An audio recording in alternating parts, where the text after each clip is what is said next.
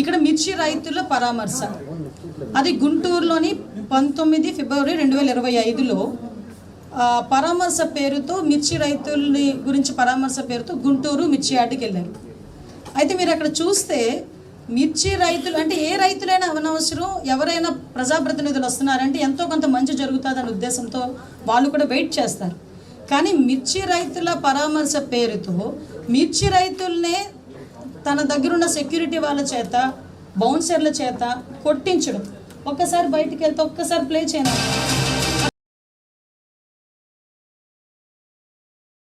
అదే కాకుండా అక్కడ టెక్కీల్ని కూడా దొంగతనం చేయటం అంటే అంత దారుణమైన పరిస్థితి అండి. ఒక పక్క నుంచి మిర్చి రైతుల్ని పరామర్శిస్తున్నామని చెప్పి బల ప్రదర్శనలు చేయటం, దానికి కొన్ని గంటల పాటు రోడ్ల మీద బల ప్రదర్శన చేసి తీరా అక్కడికి వెళ్ళిన తర్వాత ఏ మిర్చి రైతుని కూడా మాట్లాడే పరిస్థితి ఉండదు, ఏ మిర్చి రైతుని పరామర్శించే పరిస్థితి ఉండదు. కానీ అక్కడ మిర్చి రైతులనే కొడతారు, తిరిగి అక్కడ ఉన్న మిర్చి బస్తాలని కూడా, టెక్కీల్ని కూడా దొంగతనాలు చేసే పరిస్థితులు కనిపిస్తాయి. మీరు ఎటువంటి మెసేజ్ ఇద్దాం అనుకుంటున్నారు ప్రజలకి? ఇలాంటి పరామర్శల పేరు మీద ఎటువంటి మెసేజ్ ఇద్దాం అనుకుంటున్నారు? నెక్స్ట్ ఒకసారి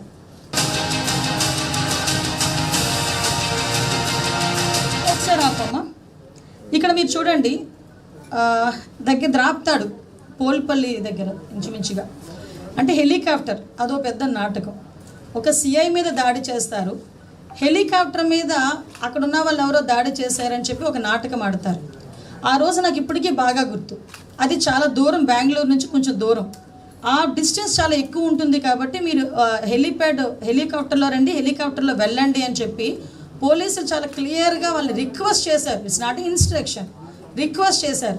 రిక్వెస్ట్ చేస్తే హెలికాప్టర్లో వచ్చినట్టు వచ్చి హెలికాప్టర్ అక్కడ పెట్టి వాళ్ళ తాలూకా కార్యకర్తలతోనే ఆ హెలికాప్టర్ దగ్గర, నిజంగా ఒక హెలికాప్టర్ దగ్గర అంతమంది జనాలు ఉండొచ్చా అండి?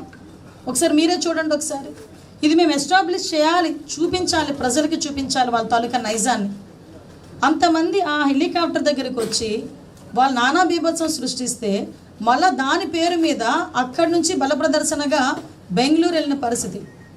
అంటే అక్కడ కూడా వాళ్ళు ఏదో ఫ్యాక్షన్ విషయంలో అక్కడ అతను ఆ ఫ్యాక్షన్ విషయంలో జరిగిన ఇన్సిడెంట్కి సంబంధించి పరామర్శకి వెళ్తే వాళ్ళు అక్కడ కూడా బల ప్రదర్శన చేస్తారు.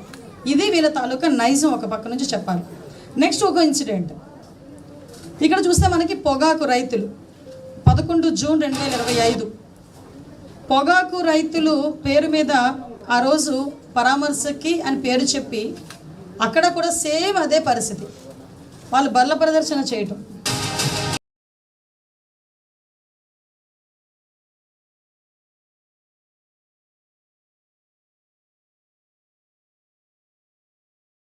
సామాన్య ప్రజల మీద దాడి చేస్తున్నారు. ఒక్కసారి ఆపమ్మా, అక్కడ ఒక్కసారి మీరందరూ చూడాలి, ఈరోజు ప్రజలందరూ చూడాలి, పత్రికా విలేకరులుగా మీరు కూడా చూడాలి. ఆ పొగాకు రైతులని పరామర్శిస్తాను అని చెప్పి ఆ పొగాకుని కాలితో అంతలాగా తొక్కుతూ ఉంటే కనీసం ఇది తప్పు అని చెప్పే పరిస్థితిలో కూడా ఆ గొడ్డలిపాటి అధ్యక్షుడు లేకపోవటం, ఇలాంటి నాయకత్వాలు ఉండటం నిజంగా ఆంధ్రప్రదేశ్ నిజంగా మనం చేసుకున్న దురదృష్టం అని అనుకోవాలి. ఆ పొగాకు రైతులు ఎంత బాధపడి పండిస్తే ఆ పంటను తీసుకొచ్చి కాలి కింద తొక్కుతూ అది ఎందుకు పనికి రాకుండా చేసిన పరిస్థితులు మనం గమనించాలి. పేరుకి పరామర్శ, బయటకు వస్తే మహిళల మీద విచక్షణారహితంగా రాళ్ళు రువ్వి దాడి చేసి అడ్డుపడిన పోలీసుల్ని సైతం లెక్క చేయకుండా దాడి చేశారంటే వీళ్ళ తాలూకా నైజాన్ని ప్రజలు కూడా అర్థం చేసుకోవాలని మీ అందరికీ కూడా నేను క్లియర్గా అందుకే ఒకసారి చూపిస్తున్నా. నెక్స్ట్ ఇక్కడ ఒకసారి ఆగాలి. ఇది తెనాలిలో ఒక గాంజా బ్యాచ్ రౌడీ షీటర్స్. వీళ్ళని పోలీసులు వాళ్ళ ట్రీట్మెంట్ వాళ్ళు చేస్తున్నారు. ఈ రోజుల్లోని గాంజా అన్నది, రౌడీ షీటర్లు అన్న వాళ్ళు ప్రజల్లోకి వచ్చి ఎంత హింసని ప్రేరేపిస్తున్నారో మీ అందరికీ కూడా తెలుసు.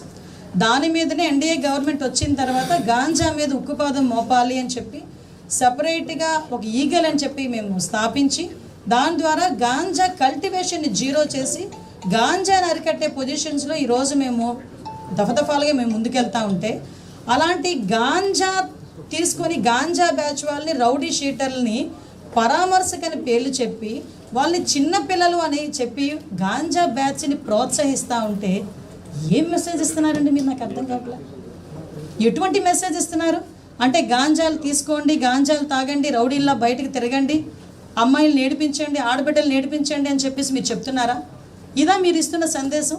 ఒక నాయకుడు అయ్యా అని మొన్నటి వరకు అనుకున్నాం, కానీ ఈరోజు నాయకుడు కాదు, కేవలం ఒక గొడ్డలి పార్టీకి అధ్యక్షుడిగా నువ్వు చేస్తున్న అరాచకాలు కానీ నువ్వు ఇస్తున్న మెసేజెస్ కానీ ఎలా ఉన్నాయి అన్నది చాలా క్లియర్గా చూపించే బాధ్యత కూడా మేము తీసుకోవాలి ఈరోజు. ఒక్కసారి చూడండి అది. నెక్స్ట్ ఇంకొకటి ఎందుకంటే నాకు అర్థం కాదు ఏంటంటే, ఎవరైనా ఏదైనా మంచిగా ఏదైనా జరిగితే అక్కడ పరామర్శకి, నిజంగా అన్యాయం జరిగితే పరామర్శకి వెళ్తారు. ఇక్కడ చూస్తే ఒక బెట్టింగ్లోని ఒక వ్యక్తి చనిపోయాడు. అది కూడా బెట్టింగ్ ఎందుకు? జగన్మోహన్ రెడ్డి వస్తాడని బెట్టింగ్ కాశారు, అది అవ్వలేదు. సో అప్పుల బాధ something what ever it maybe ఏం జరిగినా అతను చనిపోయాడు. చనిపోయిన తర్వాత అతని విగ్రహం ఆవిష్కరణకి ఈయన వెళ్ళాడు. ఈయన వెళ్తున్న సమయంలో సుమారుగా కొన్ని గంటల పాటు జరుగుతున్న అతని ప్రయాణంలో బల ప్రదర్శనలో అతని సొంత కారు కింద పడే ఒక దళిత బిడ్డ సింగయ్య అనే వ్యక్తి నలిగిపోతుంటే కనీసం ఇంగితం లేకుండా, కనీసం సోయి లేకుండా అటువంటి వ్యక్తిని కనీసం అయ్యో మన కారు కిందన కాదు, మన ఎదురుగా ఉన్న కారు కిందన ఎవరైనా పడిపోతే ఆగి ఏం జరిగిందని చూసే మానవత్వం కలిగిన మనుషులు మనం. అటువంటి తన సొంత కారు కిందే తన సొంత కార్యకర్తే నలిగిపోతున్నా కూడా కనీసం ఆపకుండా అతను చేస్తున్న పరిస్థితి చూడండి. తిరిగి ఆ వ్యక్తిని తుప్పల్లో పడేసి తనకు సంబంధం లేనట్టు వెళ్ళిపోతే పోలీసులు చూసి హాస్పిటల్లో జాయిన్ చేస్తే అప్పటికే చనిపోయి నిర్ధారిస్తే మళ్ళా పైగా కుటుంబ సభ్యుల్ని తన ప్యాలెస్కి పిలిపించుకొని ప్రభుత్వం మీద బురద జల్లి పోలీసుల మీద బురద జల్లడానికి చేసిన ప్రయత్నం కూడా మీకు ఒకసారి మళ్ళీ గుర్తు చేస్తున్నాం. అంటే ఏం జరుగుతుంది అంటే ఈరోజు బయట అడుగు పడితేనే విధ్వంసాలని చెప్పడానికి నిజంగా ఇదొక ఎగ్జాంపుల్ కాదా? నిజంగా బయట అడుగు పడితేనే ఈరోజు ఎన్నో అరాచకాలు జరుగుతున్నాయని చెప్పడానికి ఇదొక ఉదాహరణ కదా? ఇటువంటి బల ప్రదర్శనలో ఎంతోమంది అమాయకమైన యువకుల్ని మద్యం సేవించేటట్టు చేయటం, వాళ్ళ చేతులకి రెచ్చగొట్టే ధోరణిలో ప్లకార్డులు ఇవ్వటం, రప్పమని చెప్పేసి వాళ్ళ చేత స్లోగన్లు ఇప్పించుకోవడం, సైలెన్సర్లు పీకేసి బళ్ళు మీద సౌండ్లు చేస్తూ వీధుల్లో తిరగటం, అంబులెన్స్లకి కూడా దారి ఇవ్వకుండా వాళ్ళు అంటే ప్రాణాలతో చెలగాట వాడే పరిస్థితులు కూడా చేస్తున్న పరిస్థితిని కూడా ఈరోజు ప్రజలందరూ కూడా గమనించుకోవాలి. ఈరోజు